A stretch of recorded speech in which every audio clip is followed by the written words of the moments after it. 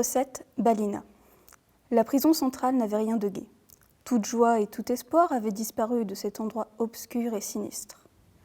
En été, comme en hiver, seule une lueur feutrée permettait aux détenus de faire la différence entre la nuit et le jour. Le monde magique entendait dire depuis des lustres qu'il y avait plusieurs prisons sans nom. C'est qu'il n'avait jamais eu l'occasion de traverser les landes froides et venteuses sur lesquelles se situaient les bâtiments.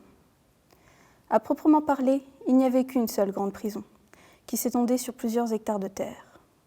À bien y regarder, on constatait qu'il y avait plusieurs lieux de détention dans la même enceinte.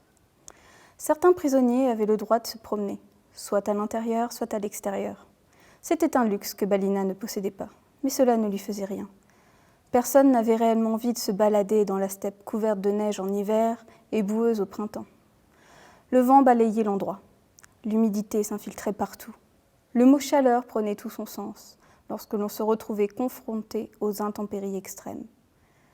Dans les bâtiments dispersés sur le territoire, certains condamnés pouvaient améliorer leur quotidien et les malades soignés au dispensaire.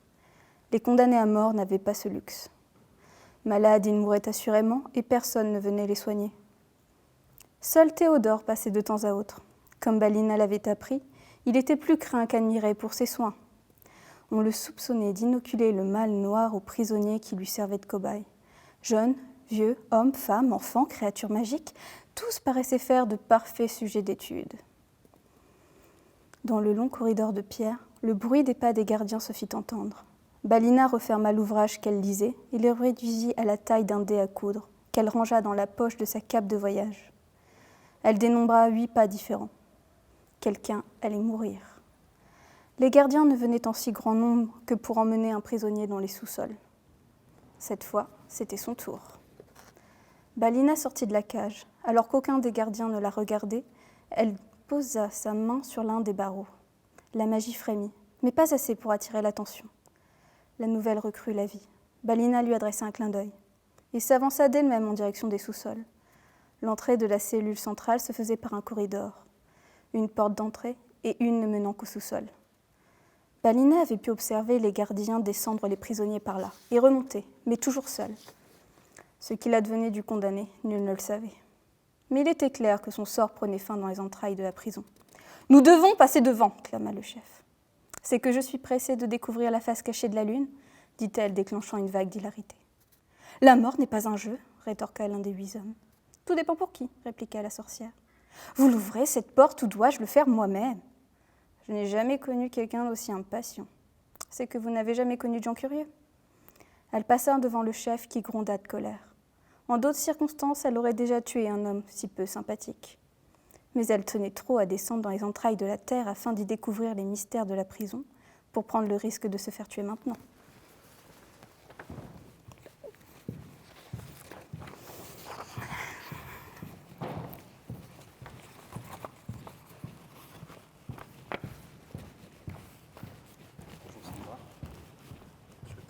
À t'installer. Voici. Bonjour.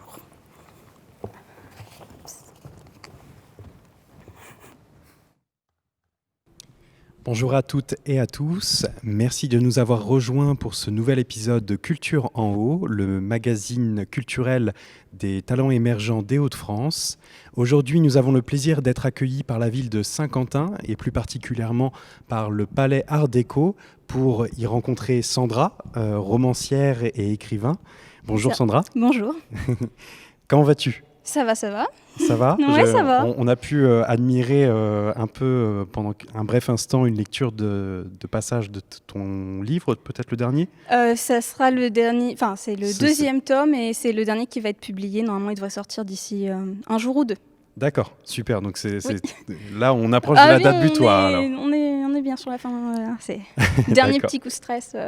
Bah, dis-moi, est-ce que tu peux nous parler un peu plus de l'extrait que tu as lu, de quelle œuvre il s'agit ?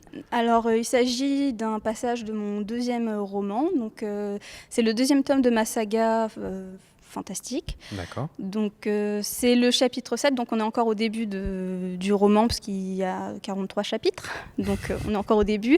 Et dans cet extrait, Balina, qui est l'héroïne du roman, donc le roman s'appelle Balina parce que c'est l'héroïne, Du coup, elle est en prison et elle est condamnée à mort par le sorcier qui dirige la communauté magique qui s'appelle Lavrenti Bartelli. Donc ce roman est beaucoup plus sombre que le premier et il se déroule 3 ans après la fin du premier roman. D'accord. Donc c'est une Ça suite, sera une trilogie. Trilogie, C'est d'accord. ça. Oui, donc c'est le deuxième volet.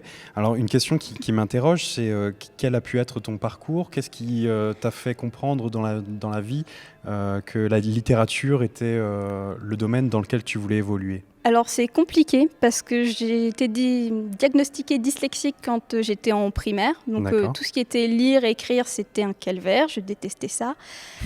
Et bizarrement, enfant, je pensais que tous les livres avaient déjà été écrits. Il y avait une bibliothèque géante, on prenait un livre, tout était fait, et que je pensais que tous les auteurs étaient morts depuis des siècles. Et quand j'ai eu 12 ans, je me suis mise à lire. Et je me suis dit, ah mais en fait, moi aussi je peux écrire des livres, j'ai envie d'écrire des livres, et du coup, voilà, je me suis lancée dans l'écriture. Oui, donc c'est vraiment, au départ, tu pensais que toutes les histoires avaient été racontées. C'est ça. Bon, c'est vrai qu'on a toujours conscience, avec le temps qui passe et l'âge qui s'accumule, il y a Tout une n'a pas été montagne. fait, mais beaucoup de choses ont déjà été faites, mais pas par nous. Oui. C'est ça. Je pense que c'est le lot de tous les artistes de se rendre compte que on peut apporter quelque chose aussi. Tout à fait. Mais du coup, est-ce que tu peux nous parler de ton premier roman? Alors, je ne sais pas si le premier volet de cette trilogie était le tout premier ou tu avais déjà écrit Non, avant? c'était le tout premier, donc il s'appelle Katrina. L'héroïne de ce roman aussi, c'est Katrina Bartelli, qui est l'héritière d'une longue et puissante famille de sorciers. Elle a 16 ans au début de l'histoire et on lui confie une clé magique qu'elle doit protéger, notamment du mage noir qui a tué ses parents, qui s'appelle Basileus. Et quand on lui confie cette clé, on lui dit qu'il y a aussi un sanctuaire magique et qu'il faut qu'elle découvre ce sanctuaire. Mais on ne sait pas si c'est un véritable sanctuaire, s'il y a vraiment un lieu ou si c'est plutôt quelque chose de métaphorique. Et j'avais voulu écrire cette histoire de manière à ce qu'on prenne en considération l'héritage familial de cette sorcière, de cette jeune fille, qui a un héritage assez compliqué, parce qu'on lui demande beaucoup de choses, on lui demande d'être comme tous les autres membres de sa famille, ce qu'elle rejette totalement, comme beaucoup d'adolescents, en fait. Et il y a aussi l'héritage matériel de cette clé, dont elle ne sait finalement pas quoi faire au début. D'accord, donc une sorte de quête identitaire pour que le personnage puisse se trouver. Voilà, c'est ça. Mais c'est un peu compliqué de résumer tout un roman en quelques mots en réalité, parce qu'elle passe par plein d'aventures, elle rencontre l'amour aussi, des choses comme ça. J'imagine bien, oui, que son périple est compliqué. Rempli de, Il est compliqué, oui. De péripéties. Dis-moi, pourquoi cet univers, qu'est-ce qui t'es venu en tête pour te dire, tiens, je vais parler de fantastique, de fantaisie? Alors, en réalité, cette saga, j'ai eu l'idée quand j'avais 12 ans, donc c'était les premiers mots que j'ai écrits. Bon, c'était très différent de ce que c'est actuellement, parce qu'évidemment, à 12 ans, on n'a pas la même vie que plus tard. Mais je ne peux pas dire qu'est-ce qui m'a donné envie de ça. Peut-être parce que je regardais des séries comme Charmed et que j'avais lu Harry Potter aussi. Donc, c'est un univers qui me parlait, la magie. Et sinon... je sais pas, je me suis réveillée un matin, j'avais envie d'écrire un livre que j'aurais envie de lire moi-même, et il y avait cette idée qui est arrivée. Quelque chose de très naturel. C'était vraiment naturel. Je me suis pas posé de questions sur l'émergence de ce désir d'écrire cette histoire-là. D'accord. Et donc quand tu écris, quand tu termines par exemple tes manuscrits, quelles étapes suivent les séances d'écriture, qu'est-ce qui se passe une fois que c'est fini? Oui, tout à fait. Alors une fois que c'est fini, il faut trouver un éditeur, ce qui est très difficile. Enfin, maintenant, il y a beaucoup de gens qui passent par l'auto-édition, mais moi, c'est pas un parcours que je me sentais capable de faire. Donc j'ai cherché un éditeur. Alors pour trouver un éditeur, c'est un peu comme trouver du travail. C'est beaucoup de prospects et beaucoup de réponses négatives ou pas de réponses. Donc ce qu'il faut faire surtout, c'est savoir quel genre de roman on écrit, trouver des maisons d'édition qui publient le même genre, et ensuite d'attendre. Et il faut aussi rédiger un synopsis. Donc comme j'ai fait des études de cinéma, l'avantage c'est que je savais déjà comment rédiger un synopsis, ça m'a beaucoup aidé.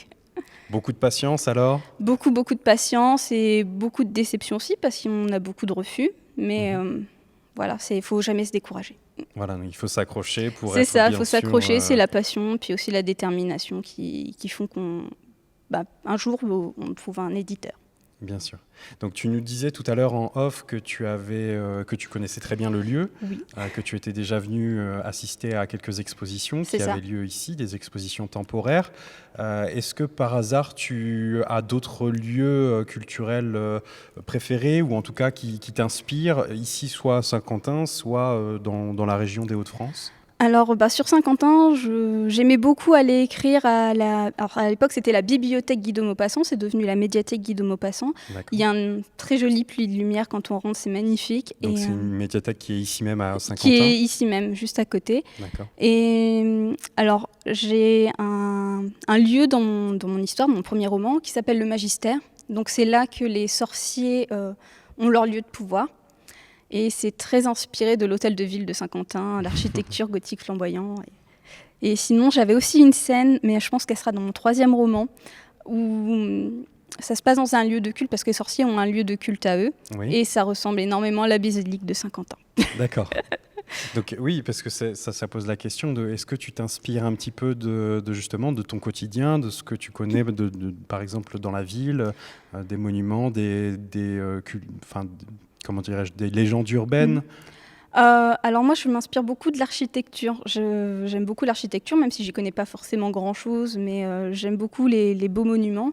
J'aime beaucoup la mode historique aussi. Donc, mais c'est vrai qu'à Saint-Quentin, on a une richesse culturelle. Il y a l'art déco et puis il y a le gothique aussi qui font que c'est très enrichissant et c'est inspirant aussi.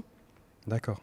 Oui, et puis en plus de ça, comme tu l'as dit juste auparavant, tu as fait des études donc en licence de cinéma, c'est ça? C'est ça, j'ai aussi une licence en lettres modernes et j'ai un master en histoire de l'art contemporain. Donc j'ai étudié un peu l'architecture quand j'étais en cours d'histoire de l'art. D'accord.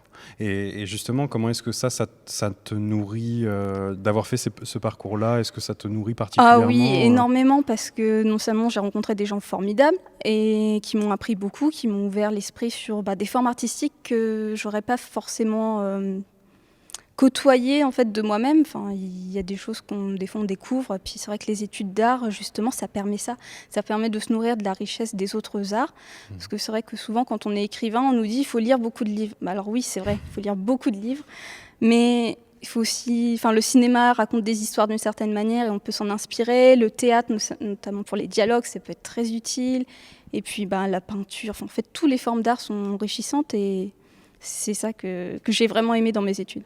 Oui, c'est ça. Et puis, il n'y a pas vraiment d'étiquette, ou alors il faut pas se restreindre à un seul et même domaine, comme tu le disais, parce que voilà, il y a d'autres façons de raconter les histoires, d'autres façons de les penser, les réfléchir, les transmettre. Et donc, c'est toujours très intéressant de piocher un peu à gauche, à droite. C'est ça. Puis ne serait-ce que pour avoir des idées, des fois, ça aide de voir d'autres choses. Oui, bien sûr. En dehors de cette trilogie, est-ce que tu as d'autres projets à venir? Comment tu envisages l'avenir en tant qu'écrivain? Alors oui, j'ai d'autres projets. Déjà, j'ai terminé le 3e tome, donc normalement, je pense qu'il sortira l'année prochaine, donc en 2021. Je viens juste de terminer un roman plutôt de romance contemporaine. Bon, là, ça se passe à Londres, parce que j'aime beaucoup l'architecture de Londres, oui, forcément. Ce côté un peu architecture victorienne, gothique. Et donc, ça s'appelle Bloomsbury, Balade à Hyde Park. Pour l'instant, je n'ai pas encore d'éditeur pour ce roman-là. Je ne sais pas si je vais continuer avec mon éditeur. C'est des choses à voir, parce qu'il ne publie pas forcément tous les genres non plus. D'accord. Et sinon, non, j'ai une autre trilogie en tête, ça s'appellerait Les Aventures d'Ellie. Alors Ellie, L2LI, j'y tiens. Et ça serait plutôt de la high fantasy. D'accord. Qui est, si tu peux nous préciser ce que... Alors c'est plutôt, on va dire, c'est un peu comme Game of Thrones, donc beaucoup d'enjeux politiques, un héros qui est fort, mais en même temps qui a aussi des faiblesses. Donc je ne sais pas si ça sera vraiment de la high fantasy ou de la dark fantasy, quelque chose de plus sombre. Parce que j'ai juste eu les premières idées il y a quelques jours, donc je n'ai pas encore eu le temps de creuser. D'accord. Tu nous parlais de l'éditeur qui te soutient lors de ta première trilogie. Est-ce que tu peux nous en dire un peu plus, peut-être? Oui, alors ça s'appelle PGcom Édition. C'est une petite maison d'édition. Alors, quand j'avais commencé à chercher des éditeurs, j'avais vu beaucoup d'informations sur on disait il faut mieux essayer les petits ou les moyens éditeurs quand on n'a pas été publié, parce que les grandes structures publient un peu moins les petits auteurs, enfin ceux qui viennent de démarrer. Du coup, j'avais trouvé cet éditeur-là et qui publie un peu de tous les genres, mais voilà, le fantastique, c'est un genre qu'ils ont publié plusieurs fois. D'accord. Et donc, si les spectateurs veulent retrouver tes livres quelque part, est-ce qu'on peut les trouver dans certaines librairies, ici même à Saint-Quentin, un peu partout? Alors, je suis éditée par PG comme édition, donc sur leur site internet, il y a mes livres. Sur Amazon, les grandes structures comme ça. Mais à Saint-Quentin, on peut retrouver mes livres à Cultura à Fayet et chez Rédic, rue Raspail. D'accord, oui, donc ça prend quand même... Voilà, c'est assez large. Ouais, un sens assez large de diffusion, C'est ça. donc c'est bien. Et peut-être tu as eu des retours de personnes qui auraient lu ton livre? Beaucoup de gens me disent qu'ils attendent la suite et beaucoup de gens me disent « Ah non, mais la fin, oh non, mais la fin !» Je vais rien dire parce que... Apparemment, la fin est assez perturbante pour les gens. Oui, on a Ils toujours ont envie d'en découvrir plus. C'est ça. Et surtout qu'effectivement, comme je le disais tout à l'heure, l'extrait que tu nous as lu sur ton deuxième volume nous donne cette envie de continuer à lire, puisque ça nous laisse un peu en suspens de que va devenir le personnage en descendant ses marches. C'est ça. En tout cas, merci Sandra. Merci de m'avoir reçu. D'être venue dans le palais Art Déco, que tu connais très bien. Nous souhaiterions remercier avant toute chose la ville de Saint-Quentin qui nous a permis de venir tourner dans ce lieu magnifique, et nous souhaiterions aussi remercier les services de la DRAC Hauts-de-France sans qui cette émission n'aurait pas été possible. Eh bien, en attendant, je vous souhaite de passer une très belle journée et à très vite pour une nouvelle émission de Culture en Haut.